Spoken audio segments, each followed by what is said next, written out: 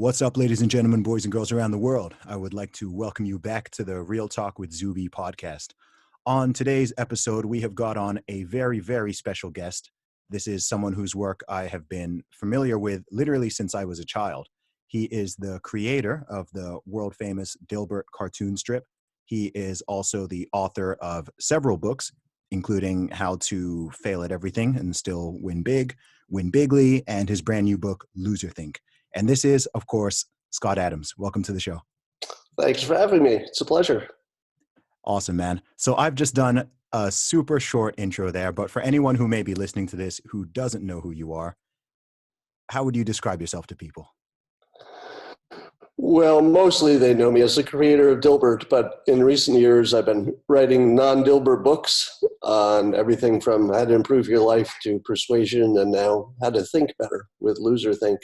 So I'm becoming more known as a political commentator, but mostly in the field of persuasion as it applies to politics. I've got a background in hypnosis. I'm a trained hypnotist, and I've been studying persuasion for years. So that gives me an extra thing to talk about in terms of politics. Awesome. What I'd like to do, because I've watched a ton of different interviews with you, but I haven't seen many where you've kind of really told your own story.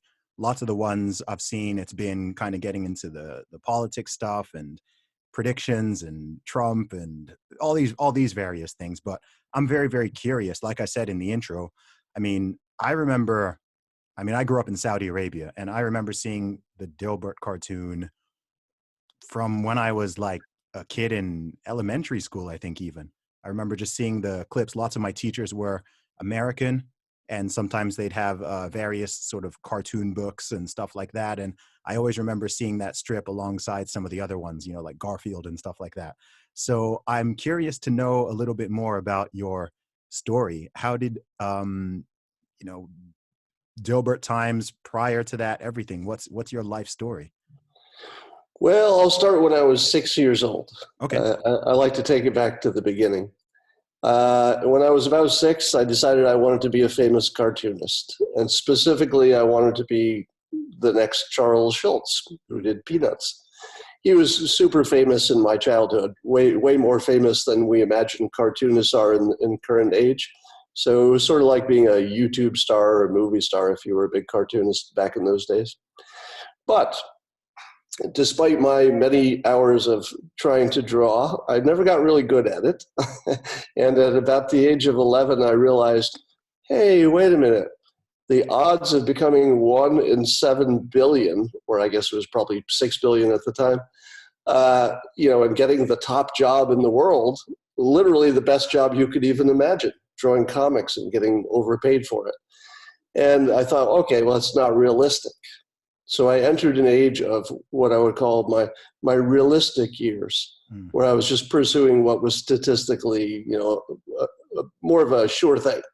So I thought, well, I'll study hard, get good grades.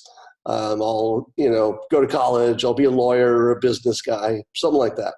So that was my plan. So I went to college. I did real well in school, got some scholarships, got a degree in economics. I went to work for a big bank. It was not rewarding work, to say the least. Cubicles were involved, and I never made any difference to anything. Most of it was just trying to get through the day and not get in trouble. I was just one of many, clones in these cubicles doing absolutely nothing. And so anyway, that career didn't work out. I went to Pacific Bell after about 8 years, spent a few years there, and that career wasn't working out either. I didn't tell the story of why those careers didn't work out for years because I couldn't tell it honestly, so I just would avoid it. But I'm going to tell it to you honestly. Please do. My banking career ended when my boss, a woman, which is important to the story, called me into her office one day and said, I don't know how to tell you this, but the company just got in a lot of trouble because we have no diversity in senior management. And she said, I'm just going to tell you straight. I'm paraphrasing, but she said it as directly as I'm going to say it. We can't promote you because you're a white male, and I don't know when that's going to change. Wow. And So, what sort of year was this? so this was mid 80s. That's very interesting because this is something that I think wouldn't shock people if it happened now, but I think people would be surprised that that happened in the mid 80s. Right? And so I said to myself, well, there's no point in staying here because I was not really looking for a stay in my cubicle kind of career. Hmm. I wanted something that didn't have a cap on it. You know, I wanted to see how far I could rise. So I switched jobs. Coincidentally, right after I switched jobs, my entire department I left got fired. they all lost their jobs right after I left in a merger. Wells Okay. Fargo bought the bank and just fired the whole department. So that worked out. So I went to Pacific Bell, got on their management track, and I was identified as, you know, somebody who's senior management potential. I was finishing up my MBA at night. I was doing all the right stuff. Hmm. You know, I talked right, I walked right, I dressed right, did everything. And one day my boss called me into his office and he said, kind of awkward, I don't know how to tell you this, but Pacific Bell just got in a lot of trouble for having no diversity in senior management. And he said, I'm just going to tell you straight, I can't promote you now or in the foreseeable future because you're white and male. Wow. And so let me give you some context for this. Now, the reason I didn't tell this story the honest way for years is the atmosphere wasn't right. You know, you just couldn't honestly tell that story because it sounds like a white guy complaining, you know, another white guy whining. Why don't you take your white privilege and go to anywhere else because you've got a million opportunities? And I actually agree with all of that. 100% of that I agree with. I was a white guy in the right place at the right time, except by weird coincidence, I wasn't. It was just these microscopic, you know, pockets of society, which was just the wrong place to be at the wrong time. Yeah. But everywhere else, you know, there's no denying the fact that everywhere else looked good. So I thought, well, I'm going to have to try to find a job that doesn't have a boss. that was my main requirement. I'm going to have to find something that doesn't have a boss. So I tried a few things. I tried writing software. I tried, you know, a few other publication type things. And Dilbert was just the thing that worked. Okay. So it was just one of the things I tried to find an exit from having a boss. And now there's a little bit more of a story of how that worked. And, you know, depending on your level of interest, I can tell you or not. Yeah, no, I'm very interested. Please tell us more. How did the Dilbert concept come to life, and how did you go about taking it from just an idea in your head to something that became a massive international success and still is? So Dilbert began when I was working my cubicle jobs, and it was just a character that I sort of evolved or, you know, developed over time.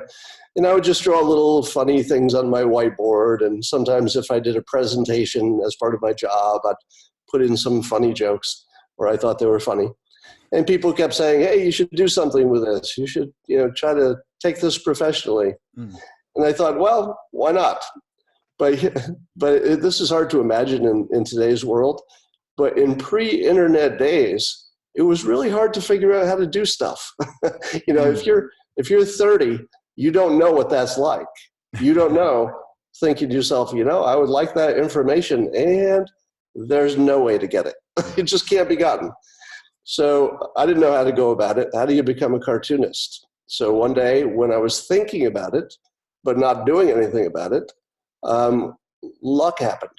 Now, I'm always careful to say, if you're tuned to a certain, you know, objective, sometimes you notice things that maybe you just wouldn't have noticed before. So it might not have been luck. It could have been because my mind was tuned to a specific objective. And I noticed a TV show as I was flipping through the channels one day on how to become a cartoonist. Okay. Now, I've never seen that before, and I've never seen an episode of it since. But exactly the time I needed to know that, there was a TV show on how to become a cartoonist, and I happened to see it. Now, as luck would have it, I missed, I don't know, 25 minutes of the 30-minute episode, and I didn't get enough to actually know how to become a cartoonist. But I knew that somebody knew. So as the closing credits were going by, I grabbed a pencil and a piece of paper and I quickly wrote down the name of the studio and where it was. And I sent a letter, regular snail mail letter. This is pre-email. Mm-hmm. And the host of the show, his name is Jack Cassidy. He was, and I think still is, a working cartoonist. And he wrote back a 2-page handwritten letter a few weeks later, in which he said, buy this book. It'll tell you how to submit samples to various places, use these materials, this kind of pens. So I took his advice, got the book he recommended, got the materials, the paper, the pens, and I started drawing. And I put together some of my finest comics, and I sent them off to the major magazines that paid the most for comics. At the time, it was, I think, the New Yorker and Playboy were the ones who paid the most. Mm-hmm. Now, my comics were rejected, and they were not even rejected personally. I just got something that looked like a photocopy of somebody else's rejection in the mail. Sorry, we are not looking for anything like this at this time, and no time in the future will we ever be looking. I'm exaggerating, but it was not encouraging, shall we say.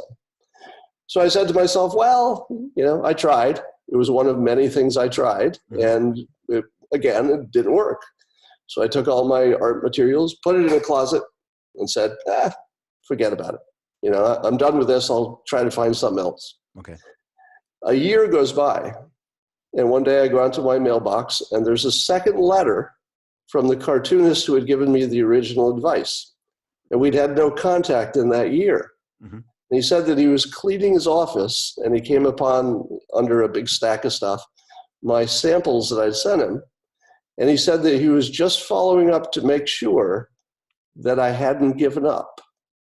Mm. And that was the only point. Okay. There was nothing else in the letter. He said he was just writing to make sure I hadn't given up. In his original letter, which I went back and checked because I saved it, he said, it's a really tough industry. And he gave me this advice. He said, you're going to get rejected a lot.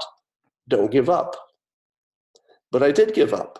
Mm-hmm. So I took some of his advice from the first letter. I got the materials in the book he recommended, but I didn't take his second part, which was the giving up part. Mm. And a year later, with no prompting, no communication, he just sent me a letter, said, I want to make sure you didn't give up. And it really moved me. Partly because it was so unselfish. Yeah. There was nothing he asked for, nothing he's ever asked for, nothing he could have asked for. Mm-hmm. I didn't have anything.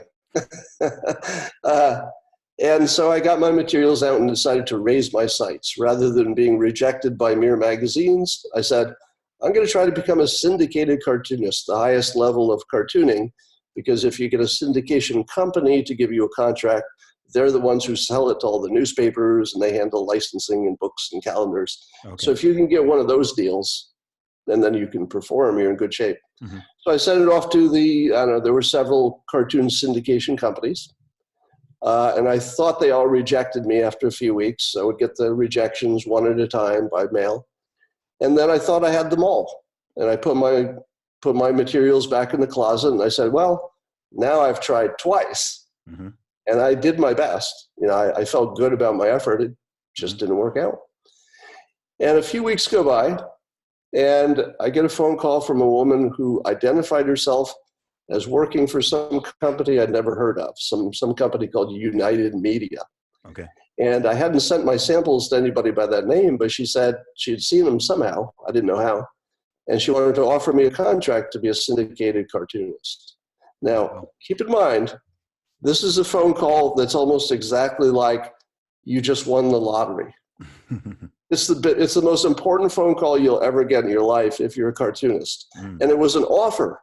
It wasn't even we're interested. It was an offer.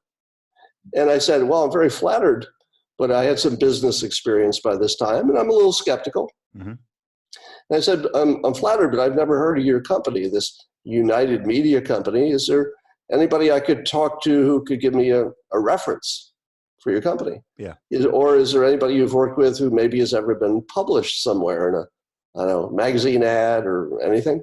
Mm-hmm. And there's this long pause. And then she says, yeah, we handle Peanuts and Garfield. Oh, wow. And dozens of others. Yeah, yeah. And when she got to about the 10th name on the list, as I like to say, I realized my negotiating position had been compromised.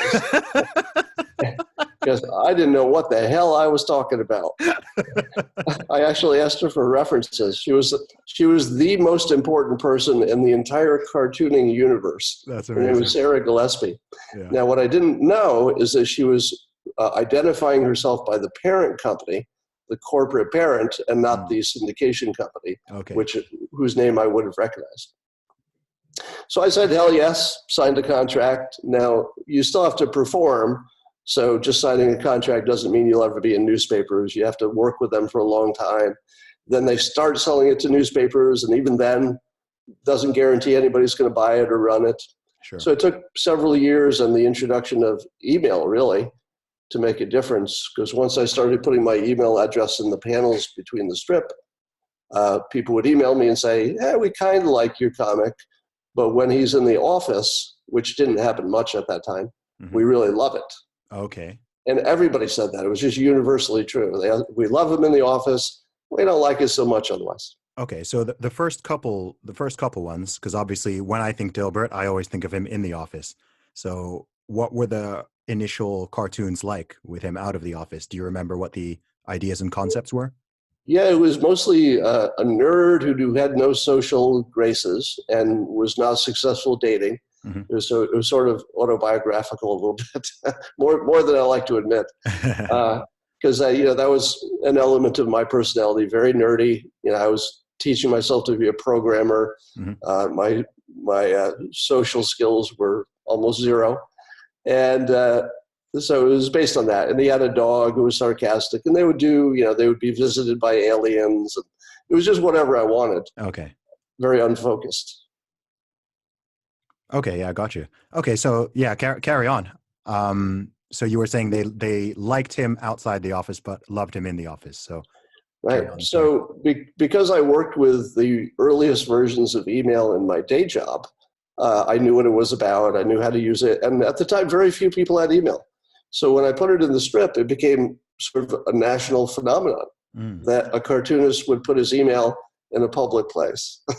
Now, it sounds ridiculous, doesn't it? Like, when you look back, and people thought that I would be kicked out of newspapers for advertising, because that's how primitive things were. They're like, if you put your email in there, that's like you're advertising. We don't pay you to advertise.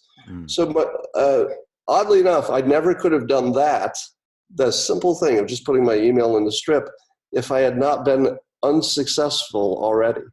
In other words, the syndicate was like, well, it's not going anywhere anyway. Yeah. There's nothing to lose. Yeah. Peanuts isn't going to do it. Eventually everybody was on social media, but at the time it seemed risky, as funny as that sounds. So I could take a risk that other people couldn't, simply because, I didn't have anything to lose.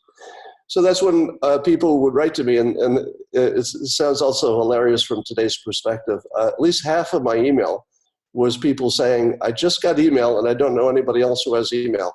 So I'm going to send a message to you and see if I get a response. Yeah. And I would get thousands a day. And that's when Dilbert was not even that well known. Sure. And, again, they were so consistent about what they wanted. They wanted him in the office. They liked it when his boss was dumb. And so I just moved it. I moved it because my background is not art, where I might say, no, you must go with my vision. My vision is Dilbert the generic. I was a business economics guy with an MBA. I looked at that and said, okay, who's the customer? I'm the only cartoonist who's ever opened a channel to the customer. Think about that. Until that moment, no cartoonist ever interacted with his audience. It was always through the newspaper, through the syndication company, and maybe they tell you, maybe they don't. Yeah. But I had this direct channel, thousands of messages a day. And so I thought, well, what did I learn in business school? The customer just told me what the product is.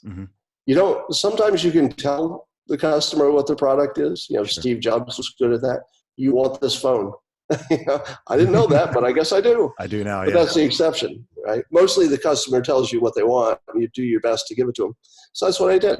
And that turned out to be a huge turning point And Dilbert got a little lucky because there was a lot of downsizing in the 90s, and they needed a face to put on it, they, the media. Mm-hmm. And so Dilbert ended up on a lot of magazine covers and just got tons of attention and grew from there. Wow.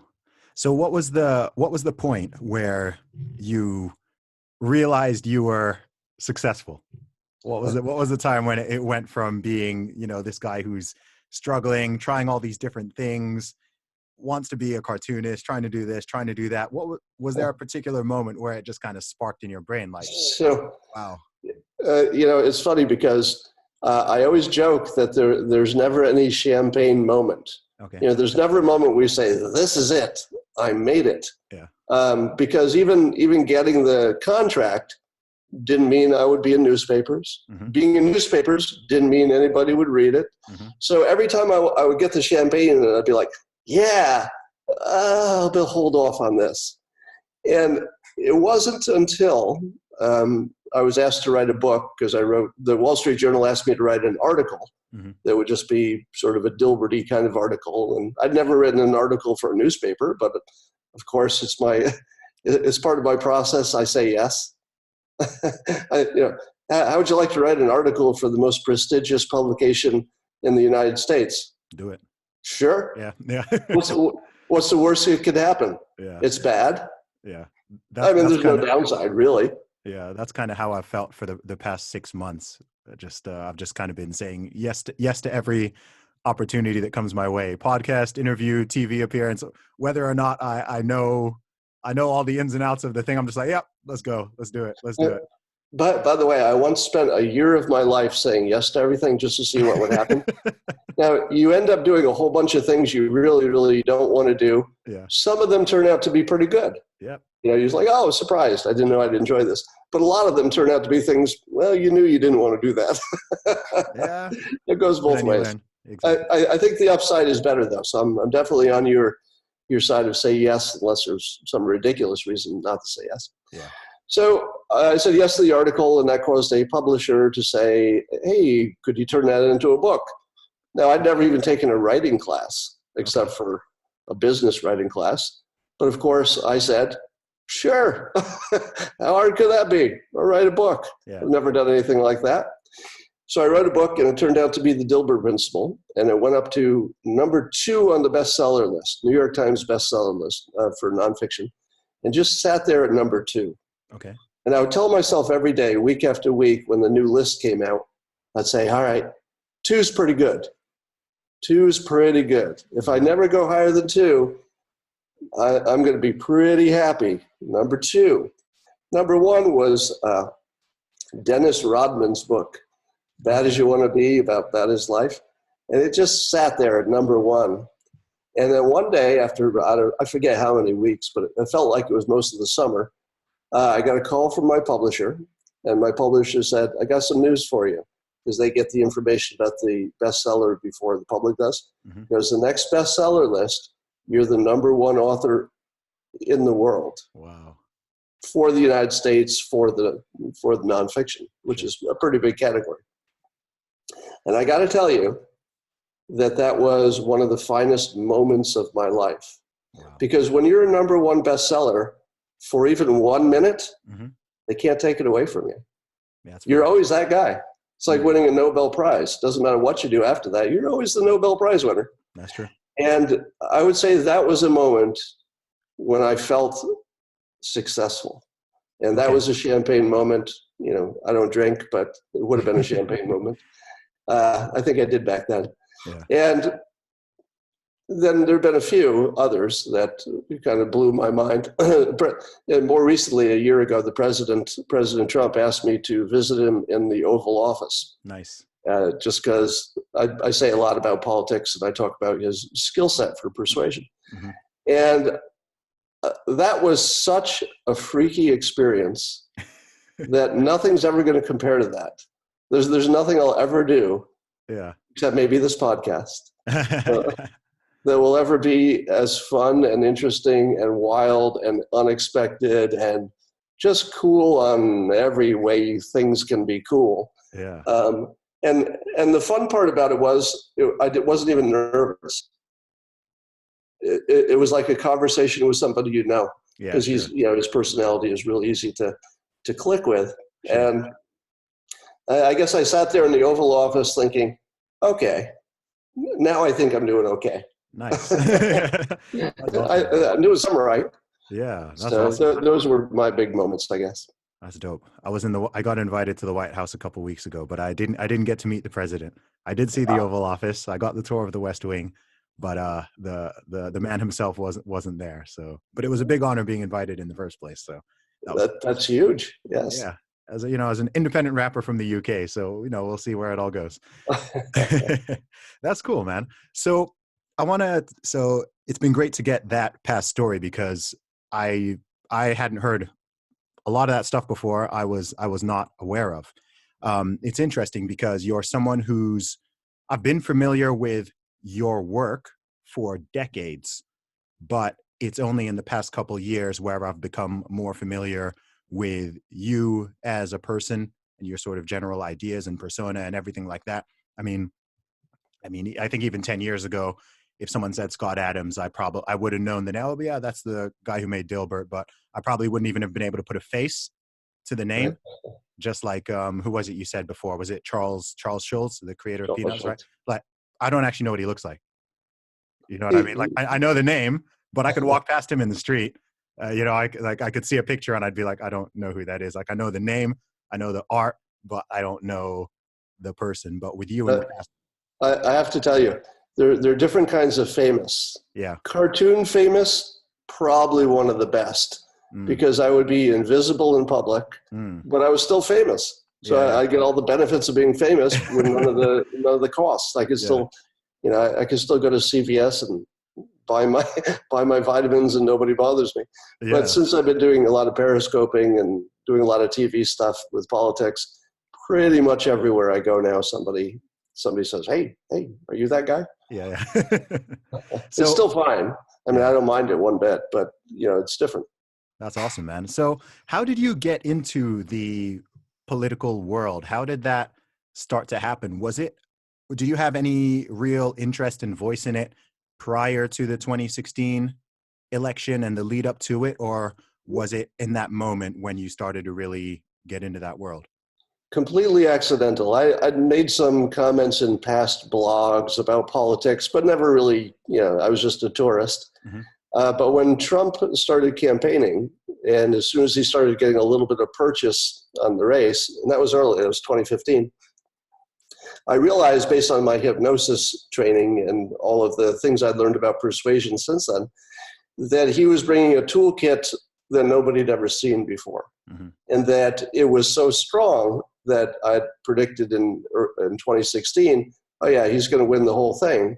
Because, normally you can't predict a presidential race or anything with that many variables. But what I saw was somebody bringing a flamethrower to a stick fight. And in that case, you can predict, right? There are some situations that are so unbalanced that you can predict. The thing that surprised me most is that it was close. Mm. In the end, I thought, well, I'm surprised it's close. But of course, in America, people kind of vote their party no matter what. Yeah. So there's only a thin band of people who can be convinced in the Yeah. end. I have a question. See, this is this is funny because I feel we are both rare in the regard that in 2015, I live here in the UK, and in 2015 I had conversations both with close friends, family members, acquaintances before Trump won the Republican nomination. And I remember, I clearly remember the stage when people were just laughing at him. The pundits on the news were just laughing at him. Everyone was saying, there's no way this is going to happen. This is a joke, whatever. And I remember being like the only person in my social circle who was like, I think you guys are really, really underestimating this guy's appeal and potential here. And people Yep. were literally just laughing at me. So as someone else who kind of saw it before it happened, why do you think the vast majority of people were totally unable to see it? Well, what I wonder is if people who have your similar background and experience, let's say somebody who's, rapper, hip hop, I feel as if you did a survey of just that community, Mm, you would find more people saw it coming than the average. And partly because Trump is a walking performance. Mm. And, when he says, I'm the greatest this or I'm the biggest that, probably, if you're a rapper, you're also the biggest that, you're the Yeah. greatest that, everything.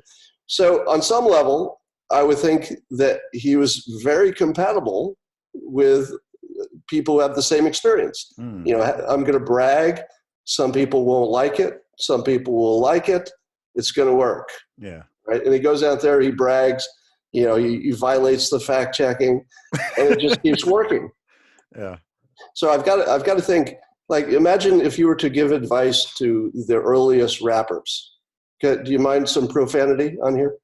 I normally try to avoid it if I possible. will avoid it then. Yeah. Imagine the first rapper before they've done their first thing.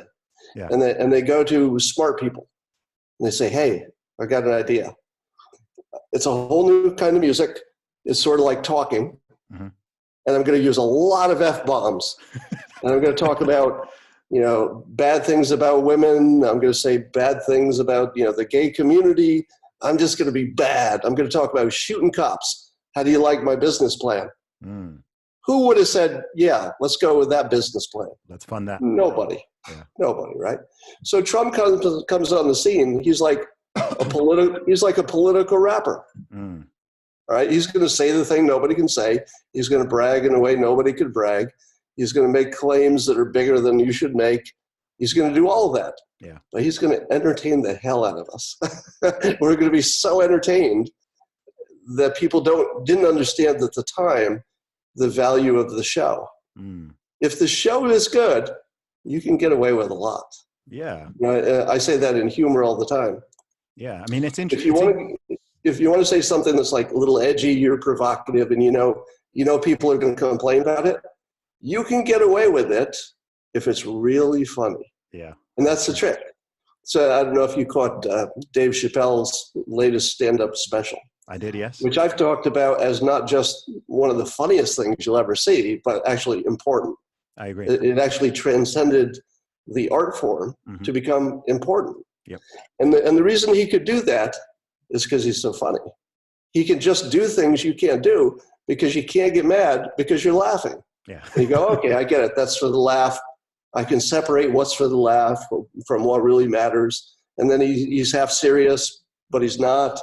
He could get away with it because of talent. Trump has the same thing going for him, which is he gets away with all kinds of stuff because he's still entertaining. And that matters. He knew that mattered. Other people didn't. Yeah, no, it's really interesting. And it's funny what you touched on with the whole rapper and hip hop thing, because I don't know how aware of this you are, but through the 90s and the thousands, I mean, prior to Trump running for president, he was really popular in the hip hop and rap world. There are a lot of rappers who have compared themselves to Trump, made Trump metaphors and similes, and he was always really popular in that world. I mean, it literally changed very rapidly when he actually became president. But prior to that, a lot of these artists who were cussing him and dissing him and bad-mouthing him on social media, a lot of them have lyrics which are very pro-Trump, which is which again, it shouldn't be surprising if you consider hip hop and, some of the braggadocious nature and, the things people rap about and the entrepreneurial value, wanting to, the whole idea of going from something to nothing, right? You had a lot of these artists coming out, even Jay-Z. Jay-Z had a lyric on his third album, something like, he said something like, I'm the ghetto's equivalent to Trump. Right? You can see, in the moves they make, all the entrepreneurs. It's not that surprising to me.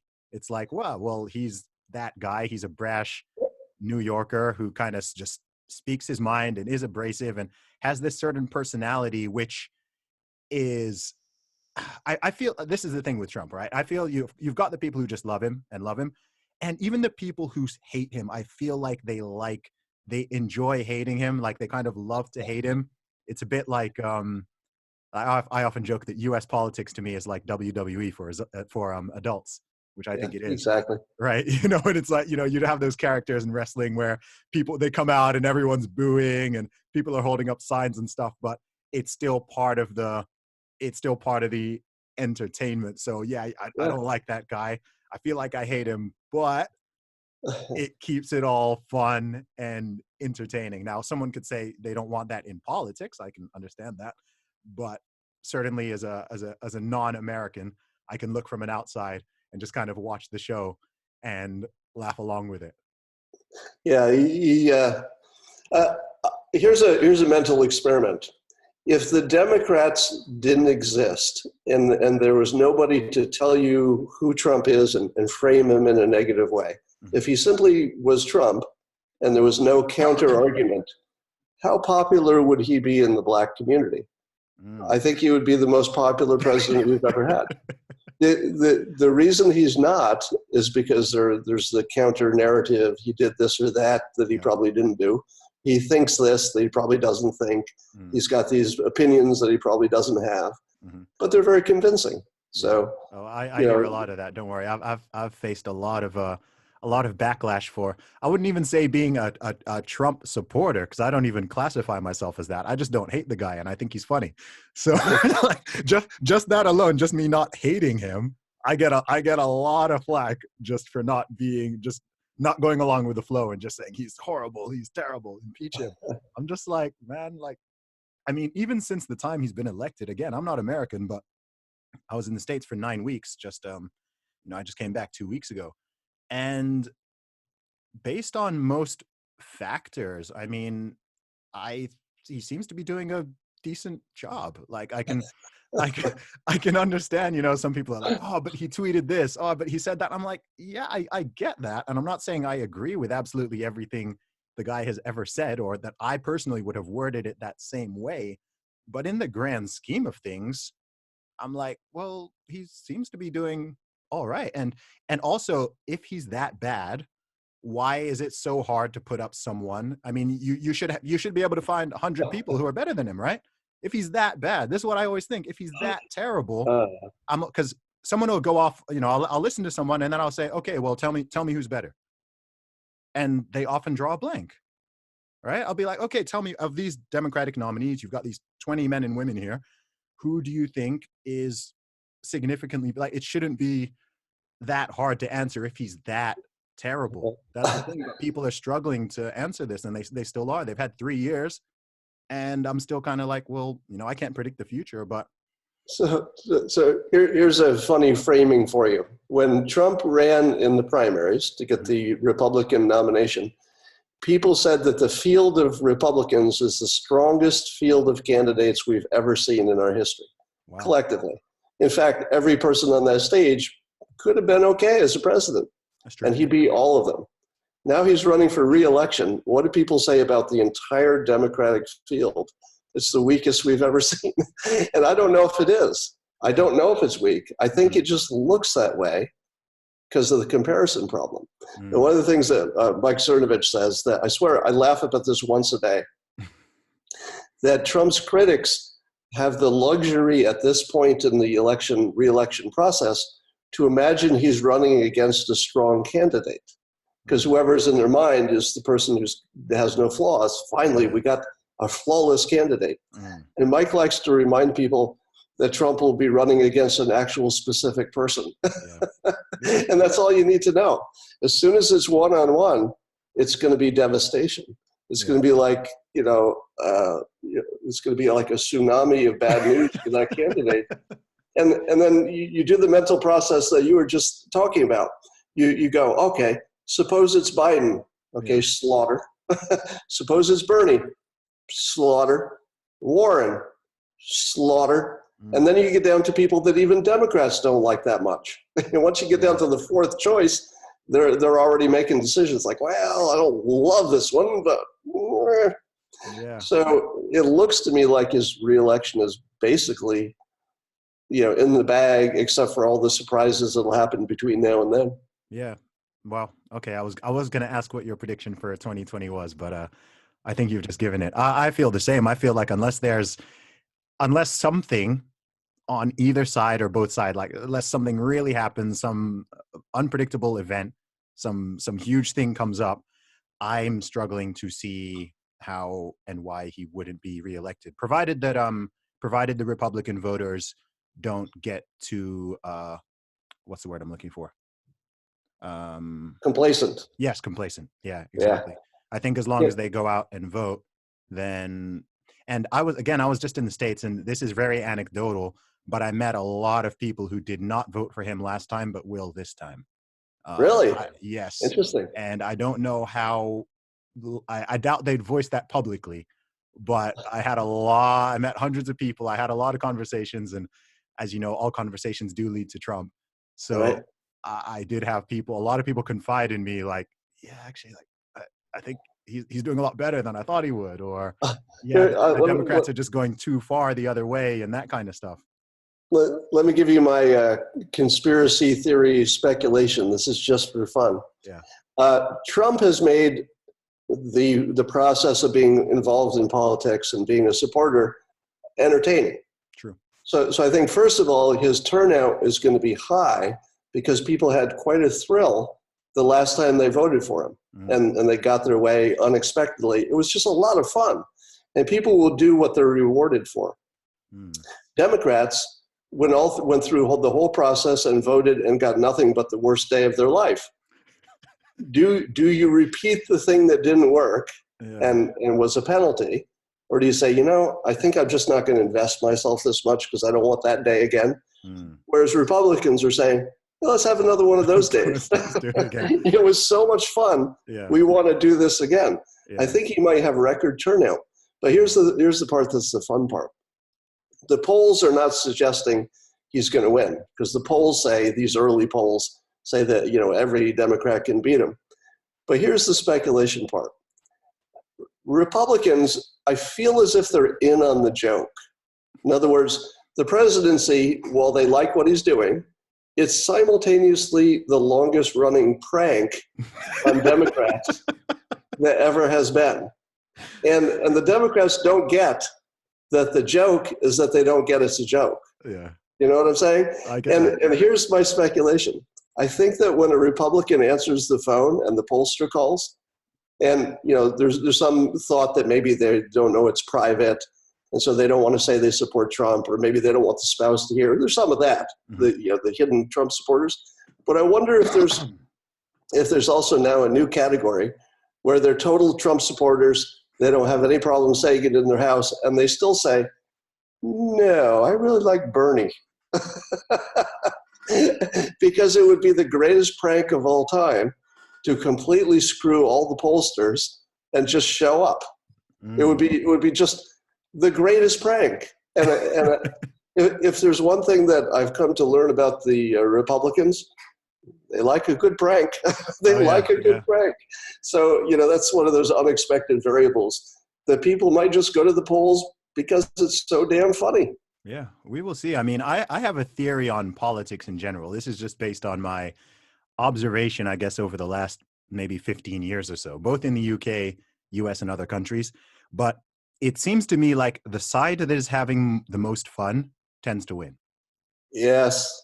That's what I've observed. Whoever is having the most fun tends to win. And it's very, very clear that Republicans and conservatives right now are having way more fun than the Democrats and liberals. I mean, I thought by now, 3 years in, I would have thought, okay, the emotions would have calmed down a little bit and people would be a little more reasonable and a little more tolerant and whatever. But it's just been amped up and the level of anger and hostility. And I mean, it's crazy. Like I can go on Twitter at any moment and just say anything, just even slightly positive about Trump.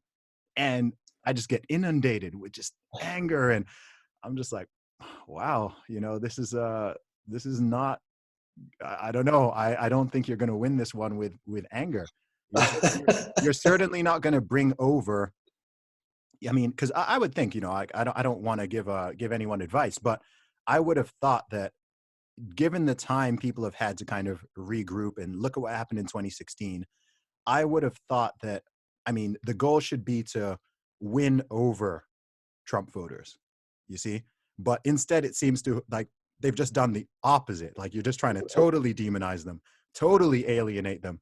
And with everything like that, I'm like, man, like that's just going to make them vote Trump even harder, because you're not going to, I joked in, I did Candace Owens' podcast some months ago, and I joked that in in 2016, the strategy was to call 50% of the population racist. And that didn't work. So now their strategy is to call 80% of the population racist. And I'm just like, I don't think that's going to win. That just alienates people. It really puts people off. And then some of the weird policy positions and just the, yeah, I don't know. And then all this impeachment nonsense and the whole Russiagate nonsense. And there's just so many things that have happened in a relatively short period where I'm just like, man, this is not looking good. Like if I were a reasonable Democrat voter, I would be very, very, very frustrated right now. I'm not. I don't have a dog in the fight. But if I were, I would just be like, what? I mean, even Obama is weighing in on it now. Even Obama is like, he's wording it in a politically correct way. But I'm sure when he's like, in private having conversations, he's like, man, what are they doing? Do they not want to win? And you've seen people now criticizing, I said the other day, I wonder when they're going to cancel Obama, because he came out the first time and, what was the first thing he said? He was basically talking about not demonizing the opposition. Right. And then I saw some magazine publish something talking about Obama's boomer response to, man. He came down on cancel culture, right? He was saying, this cancel culture, he even used the word woke. He said this woke stuff isn't going to work. And instead of going, maybe he's got a point, people were just like, nah, like Obama's a boomer now, like whatever, what does he know? And then another thing happened. He came out and he said, I can't remember, there was something he said like in the last, he was saying that some of the Democrat policies were too far left. And then you started seeing the hashtag too far left trending on Twitter and people were just doubling down even harder. And I was just like, man, like this is not gonna go well. Well, one of the things that I always look to predict is that older voters don't like risk. But if everything's broken, then people will say, well, it's all broken and we got to accept some risk to fix it. But when your economy is screaming and you're not at war, older voters don't want to break that. And what Warren and Biden are promising is, yeah, we have this better idea for the world, and maybe it even is. But to get there, you have to break the thing that's working really, really well. People don't like to break stuff that isn't broken, especially if you're depending on your retirement. Yeah. So I don't think they have a chance with that message. Yeah. But, Obama's right. Yeah. So let's talk a little bit about your new book, Loserthink. I haven't yet had a chance to read it. I read your last one, Win Bigly, which was really interesting, especially from a psychological perspective and touching on some of the sort of social commentary, political commentary we've been discussing. So tell us a little bit more about what Loserthink is. What's the concept for the book? So loserthink is a word I made up, and it has to do with the fact that I noticed, especially on Twitter, when people would disagree with me, but they would have a pretty good point, I would click on their profile to find out like what's up with this person. And it would often be a lawyer, an economist, maybe sometimes a scientist. And then people would have just crazy opinions that looked like they had never learned to think. Now click on the profile and it would be, excuse me, musician, artist, poet. And I'm quick to say that there are lots of different forms of genius. So you could be a musical genius without being an economist. You can be an economist and not be able to hold the tune. So I'm not picking favorites. I'm just saying that your experience across domains may leave you with some empty spots in your thinking. Things that an economist have, maybe the poet doesn't. So loserthink is not about the person. I'm not calling anybody a loser because I make all these mistakes myself and frequently. But there are things that we sort of lazily use as replacements for thinking. And I try to point those out so you can avoid them more easily by telling you the main thinking styles from different domains. Okay. And what are those? Well, I'll give you some examples. And the beauty is that you can learn them immediately just by hearing them once. So I like to use the example of sunk costs. If you're an economist, you know what that means. It means that if you've already spent money on something and it's gone and you can't get it back, it should not be part of your future decisions. But people will say, well, I'm going to use my common sense here. I already spent a bunch of money. And so if I've already put a bunch of money into this, I better keep investing because I don't want to lose the money I already spent. But that's not rational because the money you already spent can't come back. It's gone. There's no discounts. So the economist knows that. And now if for anybody watching this, if it's the first time they've ever heard that, there's something that just clicked in their mind and they go, huh, that actually makes sense. Mm-hmm. But you've learned it now. It's something you'll know forever, just hearing it once. There are a few more examples. If you look in the news, especially the political news, it's full of people saying, so-and-so must be punished because I know what they're thinking. They have bad intentions. Mm-hmm. They're really on the inside, they have bad thoughts. They hate me. They're doing this for personal gain. We are terrible at reading minds. And I offer as proof every relationship you've ever been in. Even the people who know you best can't, Christina, my girlfriend, she can't tell if I'm in a good mood or I'm thinking of my next tweet. Yeah. It all looks the same. Yeah. Are you in a good mood, a bad mood? Are you thinking, nobody, even the people you know best, they don't know what you're thinking. No. They just know what you're doing most of the time.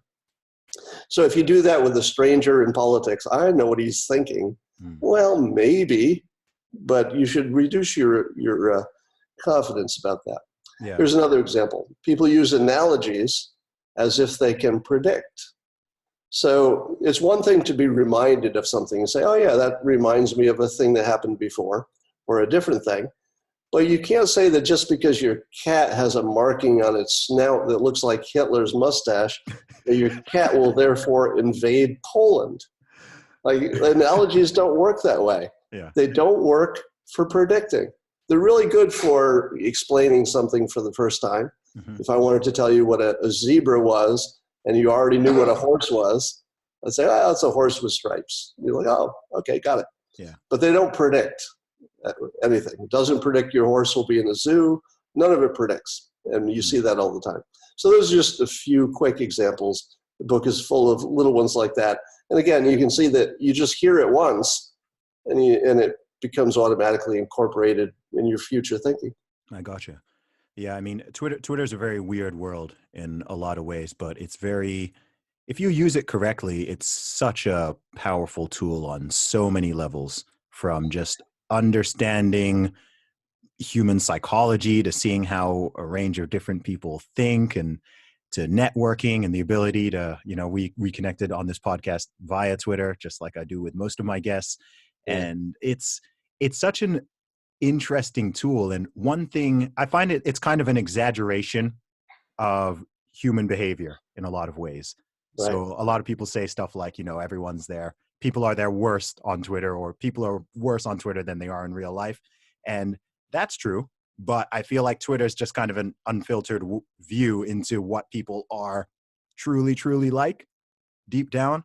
And you touched on one thing there earlier, which is something that I've noticed and I comment on quite a bit, which is this desire of people to attribute bad motive to other people very, very, very quickly, right? You can just put out any opinion out there, and rather than someone contending with the idea or with the opinion or rebutting it, just coming up with this weird caricature of you, right? They see one 140, 280 character thing that you've said with no context, and from this, they just deduce all of these crazy ideas of what they think you believe and who you are and what you support and what you don't support and everything like that. And it's really, really weird. So where do you think that comes from? Why do people do that, and why are they so quick to do it?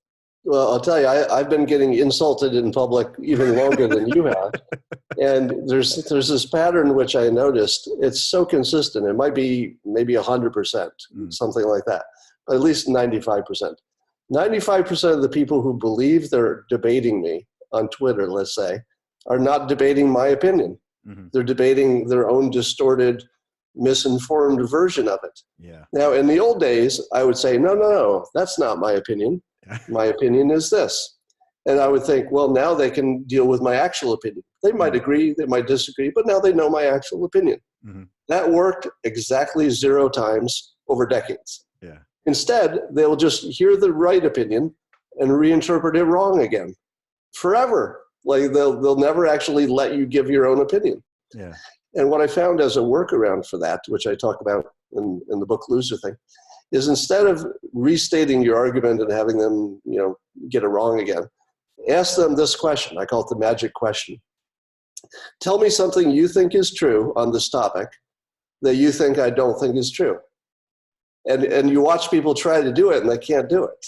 And that's how they talk themselves into understanding that they didn't have your opinion right. Find me any place we disagree. What do you think is true that I don't think is true? And usually about the third thing, they realize they just didn't understand your opinion, and that was the only problem. Oh, I like that. I'm gonna use that in the future for certain, because I get some bizarre ones where I'm just like, I've had ones, especially I take it you saw my viral deadlift tweet earlier this year, where I did you see that? It's Maybe where I identified as a woman and I broke the British women's deadlift record. Oh yeah, one of the things that brought international attention to me, uh-huh. right? And that thing went so far, like tens of millions of people ended up seeing that. It got television coverage, podcast coverage, everything, and it was just fascinating to go even outside of Twitter. It was on Reddit, it was on different forums, it was just trending everywhere, and it was just amazing to read all of these stories about me that I had never heard before.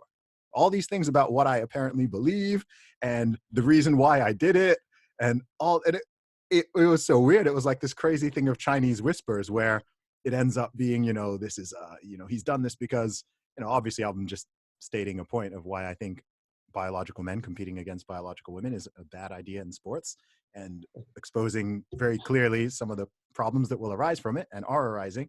But the way people just distorted it to me being misogynistic and homophobic, and I did it because I hate trans people, or Right. this, or I think, and you're just like, where on earth did you get this all from? Like this was a 9-second video of me doing a deadlift with some funny satirical commentary, and I'm like, wow, when did I become all these things? I need to tell my gay friends, you know what I mean? Like Right. it was just very, very bizarre. But yeah, I think maybe that's something humans have always done, but now we just there's something about that topic is just it's matches and gasoline. I got in trouble myself for a very different view of that. Okay. There's some things I like to say in public just to make people think differently. And one of the things I would say is, why does it matter if a transgender athlete competes? Because in the end, you still have the same amount of winners and losers. And it's one of those things that makes you think, it's like, okay, but, and then people will argue back, but what about the person who was born a woman who would have been the winner? And I say, sports are not about winners, it's mostly about losers. You only have one winner, everybody else is losing. So sports is mostly about losing. Yeah. And you have two situations in which you have the same amount of winners and the same amount of losers, whether the transgender athlete was involved or not. So it sort of forces people into the statement they don't want to make, which is there's something about women that is a special class, that they need to have their own winner. Yeah. And what's interesting about this, and the reason it makes you think, is that it's sort of a dated thought. Because when it was first true that boys were doing sports and girls were encouraged to be cheerleaders, that wasn't a great world, right? That needed to be changed. So laws change. You may be less familiar with our laws over here, but the girl athletes had to get the same amount as the boy athletes in high school, et cetera. And I think college Title as well. IX? So, yeah, Title IX. Okay, yeah. So, but that's a historical thing that they needed to correct. But if you fast forward to today, any young girl can play any sport she wants. You've got recreational leagues. You've got more rigorous leagues. Everybody has as much opportunity as they want. And in today's world, still have one winner. the fact that your winner happened to have an overwhelming advantage. And then I say, well, how do you think the number 30th best female tennis player feels when she plays Serena Williams? Yeah. How does she feel? Does she feel like, oh, this is fair? Yeah. No. because Serena Williams has massive talent that goes beyond just the fact that she practiced a lot. She's got something about her that's a better athlete, as all better athletes do. So we don't live in a world where I can play in the NBA. I'm not complaining about it. Yeah. I have no chance of playing in the NBA. Yeah. So the fact that there's some woman who doesn't get her first place trophy is very unfair for that one woman. Yeah. But somebody else got a trophy. I think I'm sure you're a smart guy. I'm sure you're aware that the obvious counter and concern to this would be that no women whatsoever would be winning anything in sports besides maybe long distance swimming. Right. And then the logical where that would end up is that we would stop having different leagues, which would be a better world. Because if everybody just played in the league where their talent matches, it wouldn't matter what your gender is, what you were born at. You would just be always playing somebody who's the right league. Okay, so would you favor an approach where you just have different tiers? So I don't know, in basketball, the NBA is the top tier, and then you have a second tier all the way down to I don't know what would that be? Is that kind of what you'd propose or what you think would make sense? Well, the reason people watch sports from the spectator point of view is that they don't know who's going to win. It's part of the fun is watching something competitive. So as long as it's competitive, I don't think anybody's going to care. I mean, there was talk recently about I think a woman who was a professional soccer player who might get a tryout to be a kicker on an NFL team.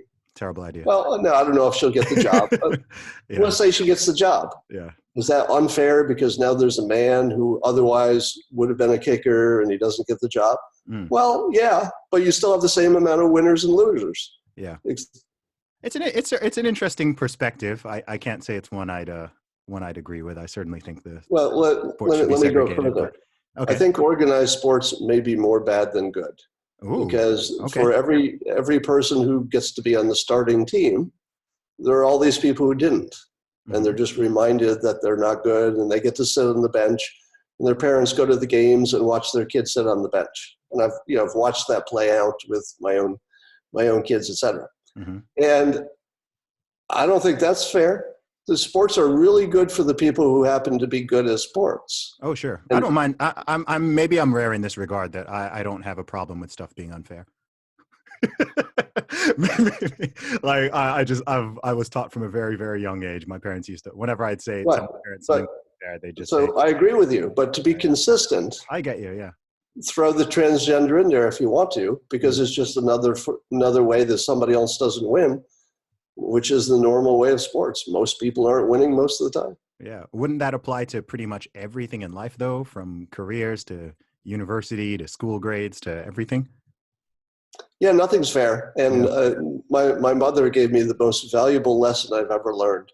We'd be kids, and you do what kids do. Oh, my brother got an ice cream yesterday. Now I have to get an ice cream today to make it fair. And my mother would just look right at me and she'd say, life isn't fair. Yeah, I got the same. Life isn't fair. I got the same. And I don't believe there's ever been a more valuable lesson, because, part two of that is life isn't fair. Go make sure you're on the side that gets more. Yeah. There's nothing stopping you from being on the side that's getting more. Go get it. Yeah. To me, fairness comes down to I feel like there's two different versions of fairness and opportunity. And especially if you're talking to more right-leaning people or more left-leaning people, this is something where people get confused, because I think when people hear the words equality and fairness, different people hear different things. Really, there should be more than one word for each of those, right? So if someone's talking equality, I mean, I think equality of opportunity. I think not having rules or laws which are clearly discriminatory against certain individuals or groups or something like that, right? That doesn't mean that. So there's two ways you can look at it, right? Using your example, in one of those definitions, it's unfair that neither of us can play in the NBA. But it's fair because the NBA doesn't have a specific rule saying that Scott Adams or Zuby or people under this particular height or whatever are not allowed to play in the NBA. Technically, you could be 4'7", and if you are good enough, you could be in the NBA.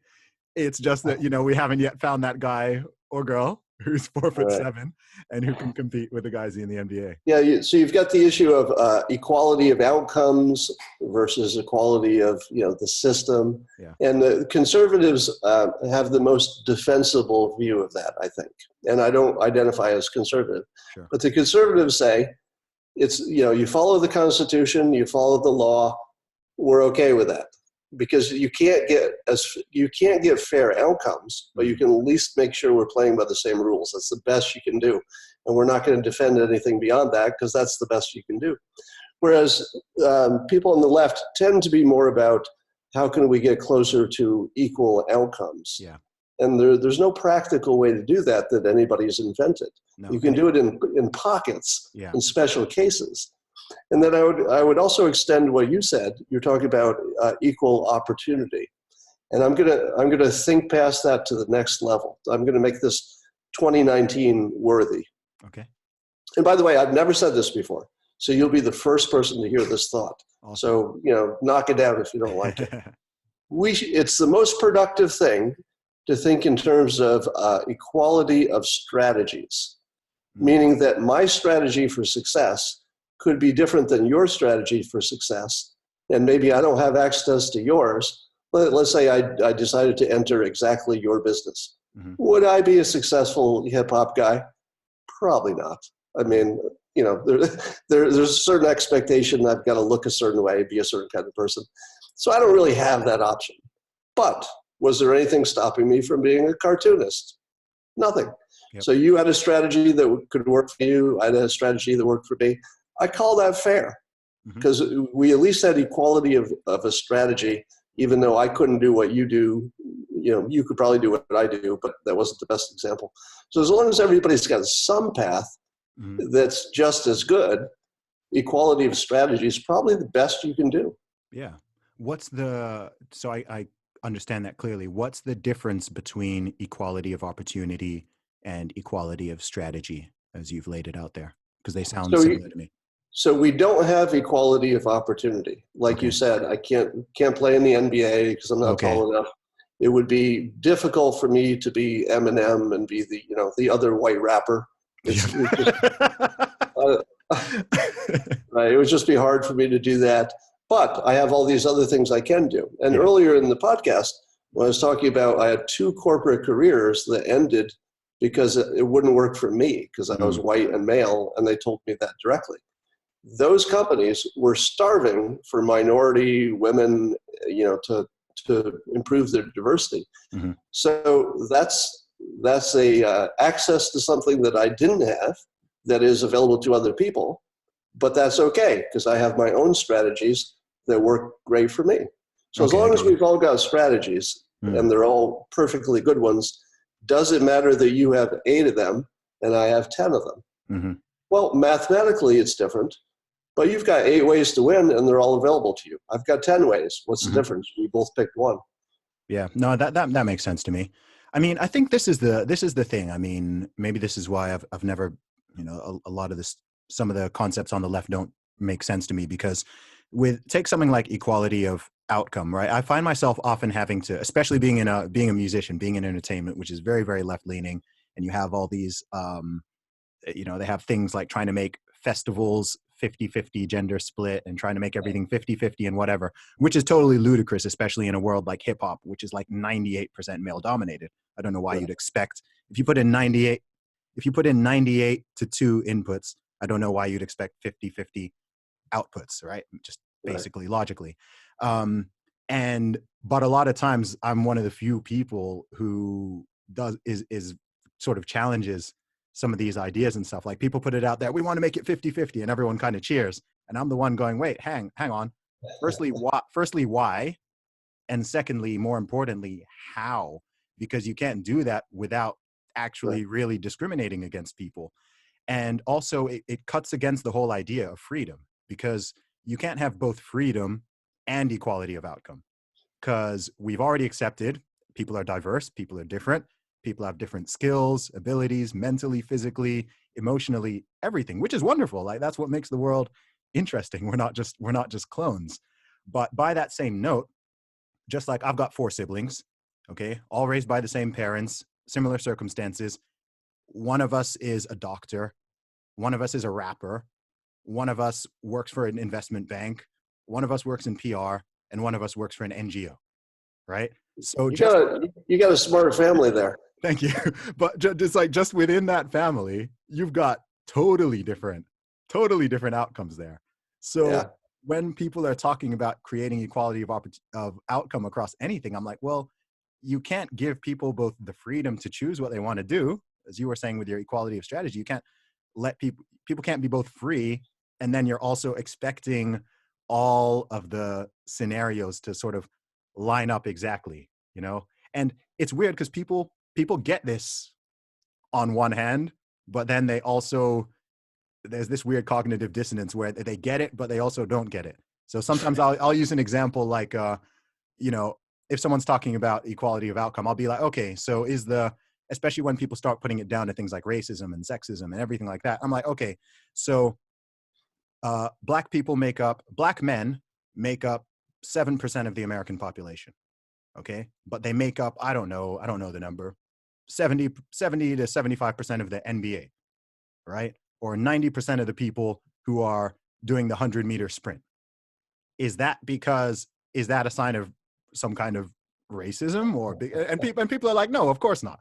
So I'm like, well, so why are you applying that same logic to everything else? Because we know that people are different, and it is true that different cultures and different nations and people in different places do get drawn into different things. You're going to struggle to find an African professional swimmer or ice skater or skier. Like it's going to happen. But then you'll find people from places like Jamaica, they're massively overrepresented in sprinting. People from Kenya, massively overrepresented in long distance running. People from the Nordic countries, very overrepresented in strongman and powerlifting events, right? So it's weird, like people see it, but at the same time they don't. And I've never really understood why that is. I sometimes frame this in terms of having the right tool for the job.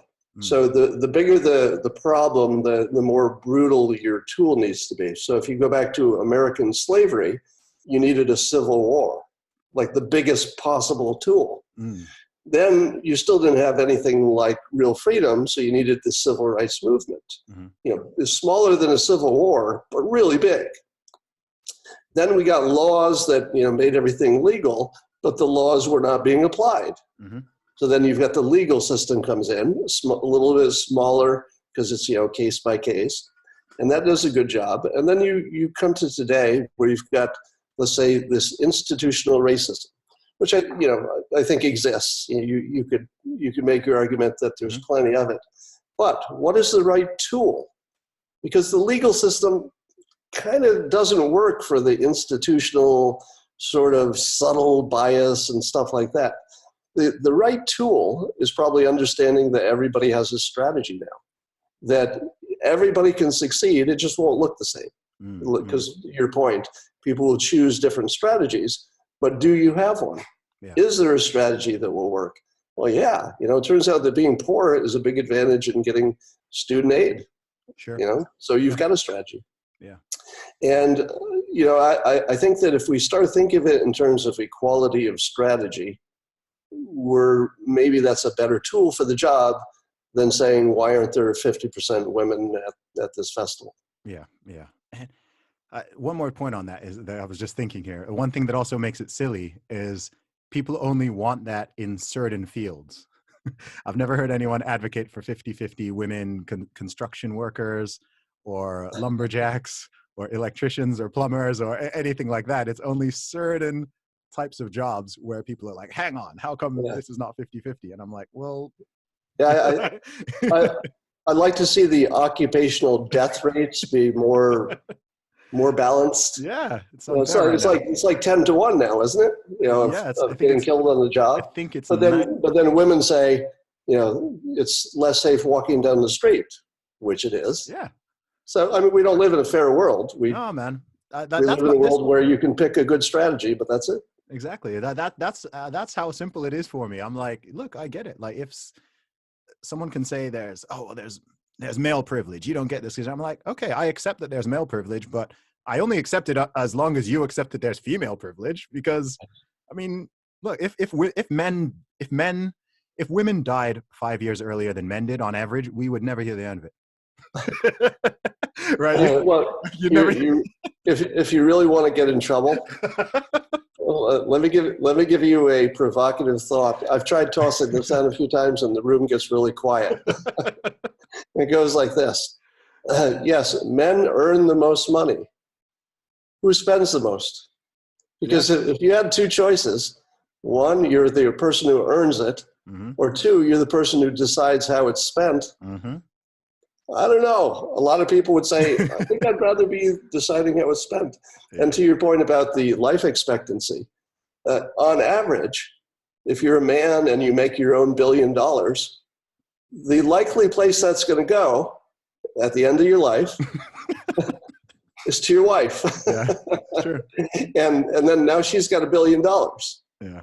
Now, I'm not saying that's right or wrong. I'm not putting any value on it. I'm just saying that looking at who's earning the most is ignoring a slightly more important point. Mm-hmm. Who gets to spend the most? Yeah. Take a marriage. Let's say the guy's working, in some traditional classical family, and the mother is staying home and taking care of the kids. Mm-hmm. The two of them are perfectly happy with that situation, let's say.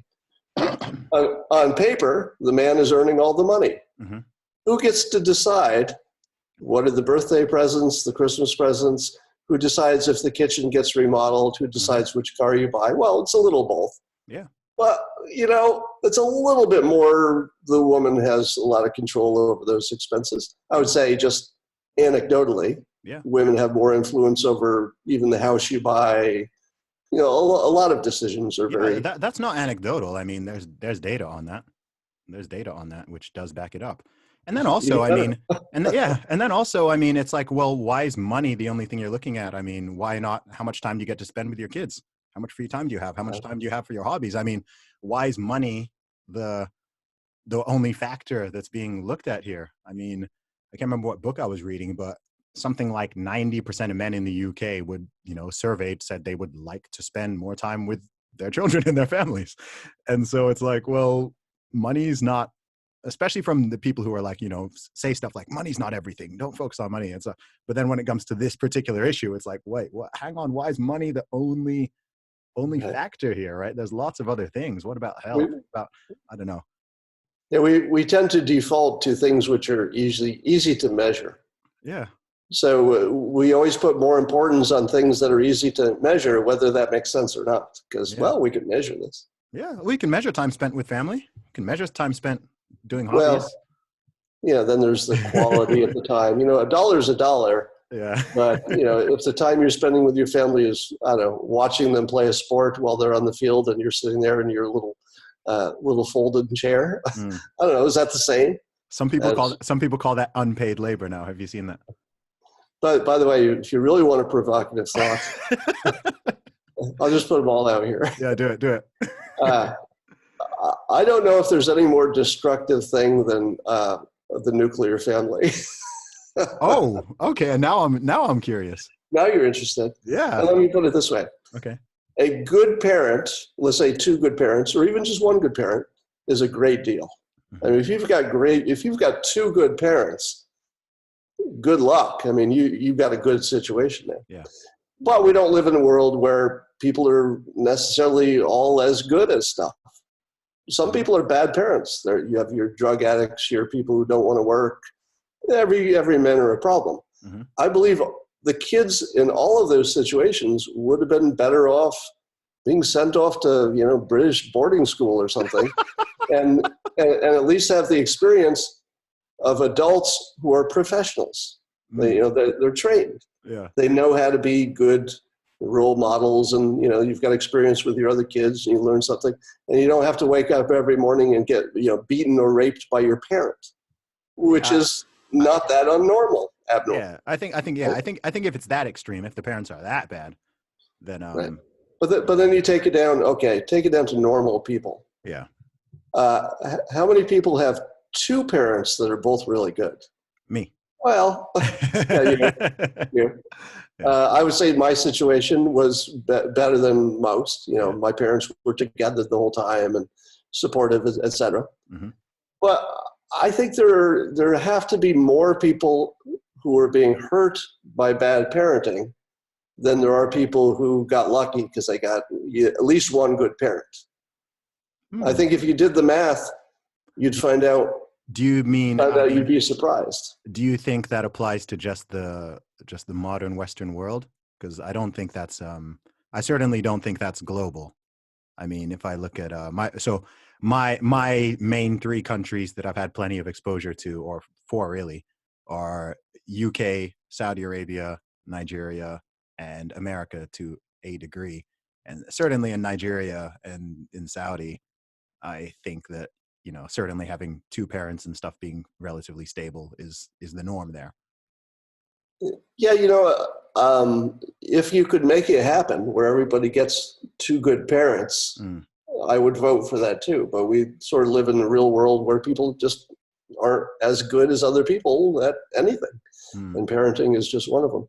Then the other thing that people often overlook is that by the time a kid reaches about 12, at least where I live, mhm. it's a California thing maybe, the parents become almost irrelevant except for driving them back and forth. Because I think that's California. they are effectively raised by school system and their friends. Oh boy. And parents are just there to provide, food, and you can try punishing them, and that makes a difference, Mm, right? If you take away their privileges and stuff. mhm. But it doesn't make that much difference. In my experience, like you said, your four siblings went in four different directions, and that's common. Yeah. People kind of go in the direction they're going to go. And I just don't know that the parental connection is that important after about the age of 12, 13. The Wow. people just go off and find their own way after that. That's interesting. I would definitely disagree on that one personally, but it's an interesting concept. It's an interesting I think concept. there's room for disagreement on Yeah. that. I Yeah. will allow that. Yeah. It's certainly not been my own experience or that of, yeah, most of But my you would friends, agree but with the basic premise that let's keep it simple. If you had mm, two terrible parents, mhm. is that kid better staying? Let's say he's getting beaten and raped. Oh gosh, no. Well, Right.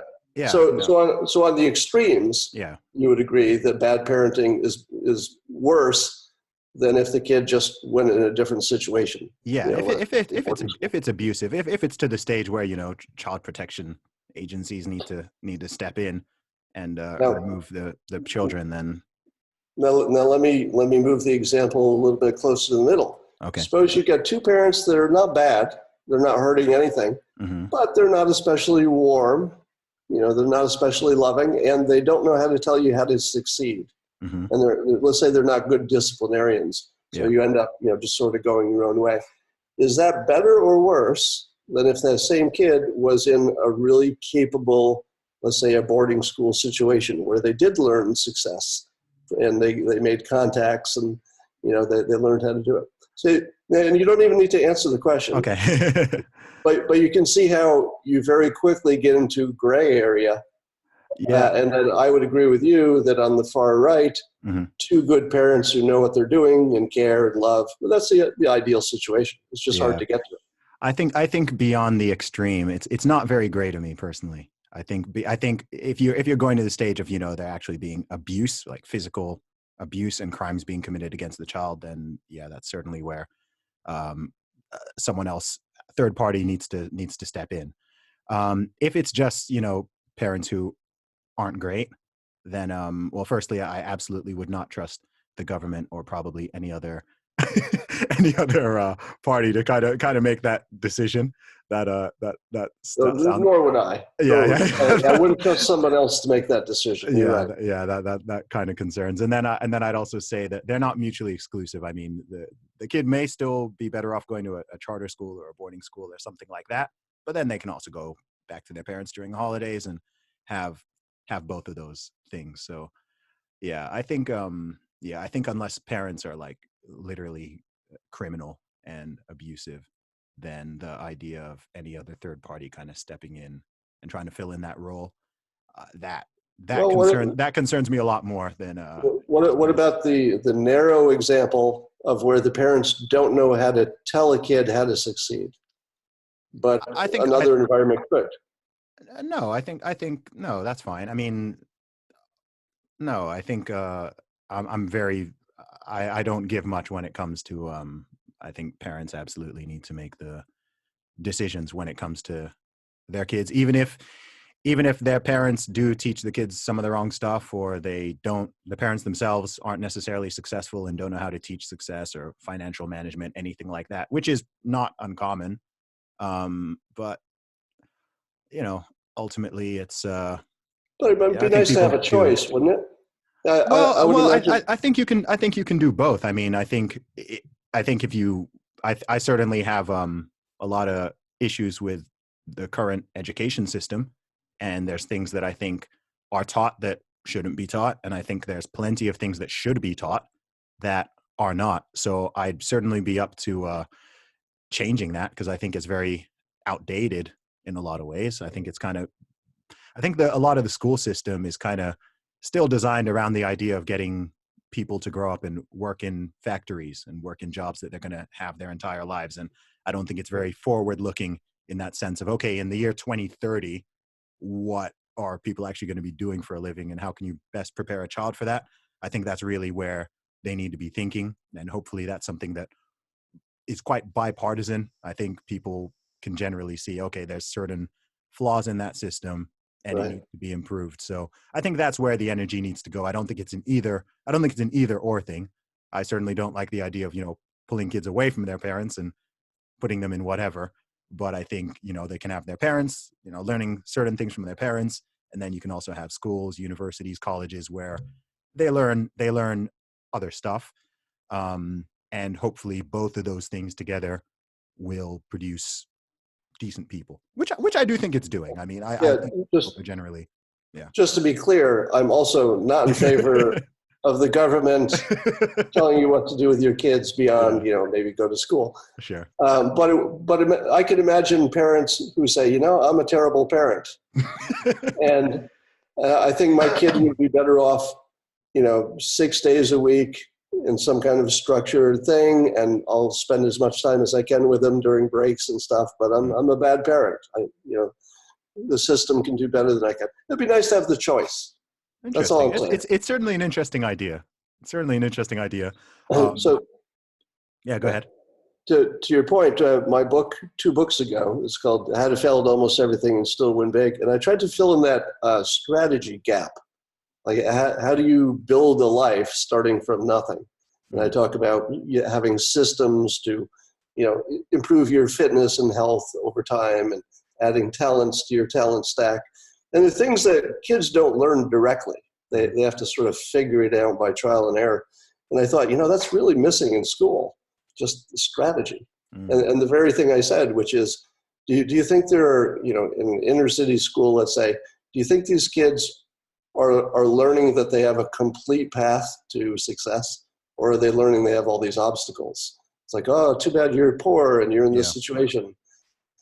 I think that we don't teach them strategy. It's a gigantic problem. Yeah, I agree. I agree. And I think that there are, I don't know, I always say that the most obvious things, the most obvious gaps in the educational system to me, this goes both for the UK and the US, is lack of sort of financial and economic understanding of just how, how do taxes work? How does a mortgage work? How do credit cards, or just basic Yeah. financial literacy. And then also health and nutrition, right? Because I always think, regardless of what anybody does, everybody is going to eat and everybody is going to work in some way, whether it's their own business or being employed or anything. Everyone's going to manage money. Everyone is going to eat food and has a body to look after. And the fact that neither of those two things are really taught, but then you do learn all of this really random stuff that, let's be honest, you aren't ever gonna use unless you go into a really specialized field. I think it's pretty crazy that in 2019 those things are not being addressed. And my conspiracy theory hat comes on sometimes and thinks, maybe that's intentional. Maybe they want people poor and weak and reliant on the government. Well, I can't go that far, but I will say I haven't used trigonometry lately. That's what I'm No, saying. no, or calculus or linear algebra. Yeah. Awesome, man. I'm just looking at the time. So let people know where they can find the book and also where they can follow your work online. Well, they can find Loserthink wherever fine books are sold. Okay. So Amazon, every place, Yeah. airport, you name it, you Awesome. can find it. And you can find me on Twitter at Scott Adams Says, all one word, Scott Adams Says. Awesome. Scott, thank you so much for coming on the podcast. It's been really great speaking to you personally at last and getting to know you and how your mind works a lot better. You're a very inspirational guy, and I love your insights. Everyone go check out the book. Thank you so much for having me on. I enjoyed every bit of this, and I hope we'll talk again. Fantastic. Have a good day. Take care.